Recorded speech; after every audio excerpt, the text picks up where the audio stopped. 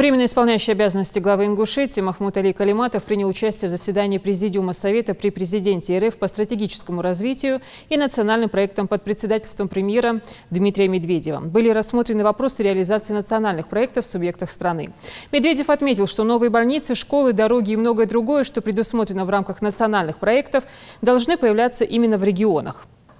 При этом он обратил особое внимание на персональную ответственность глав регионов за эффективность реализации нацпроектов. Эта работа, по мнению премьера страны, не требует промедления, особенно в летний сезон в области капитального строительства. И все инструменты для эффективной работы у руководителей субъектов есть. Прошло уже достаточно времени с момента начала работы. Где-то можно и какие-то итоги подвести. Посмотрим, насколько эффективно организован процесс. Выслушаем наших коллег, руководителей регионов, губернаторов, какие есть проблемы, которые, на ваш взгляд, работе мешают или сдерживают, или какие усилия нужны, чтобы работа шла быстрее.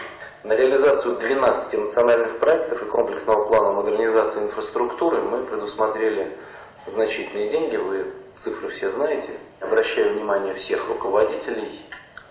Лето уже, идет самый пик строительного сезона, и все инструменты для эффективной работы у вас есть. Двигаться можно и нужно быстрее. По итогам заседания Махмуд Али Калиматов подчеркнул, что реализация национальных проектов в регионе должна положительно сказаться на качестве жизни граждан. Речь идет о решении приоритетных задач в сфере образования, здравоохранения, культуры, экологии и жилищного строительства малого и среднего предпринимательства.